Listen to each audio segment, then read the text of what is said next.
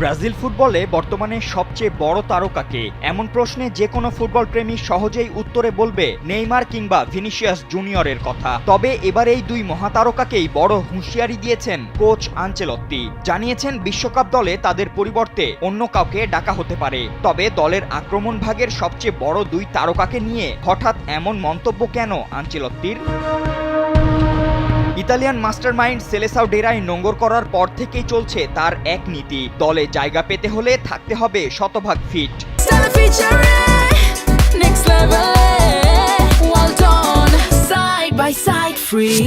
নয়তো যত বড়ই তারকা হোক, স্থান নেই স্কোয়াডে। ঠিক এই নীতির কথাই যেন নেইমার ও ভিনিসিয়াস জুনিয়রকে আবারও স্মরণ করিয়ে দিয়েছেন ইউরোপ সেরা এই কোচ। বলেছেন, নেইমার বা ভিনি 90% ফিট থাকলেও বিশ্বকাপ দলে আমি অন্য কাউকে ডাকবো। শুধু শতভাগ ফিট খেলোয়াড়রাই সুযোগ পাবেন। এমনকি স্পোর্তো রেকর্ড অনুষ্ঠানে কথা বলতে গিয়ে আনচেলত্তি ভালো খেলোয়াড়দের অভাব নেই জানিয়ে খোঁচাও দিয়েছেন দুই সেলেসাও মহাতারকাকে।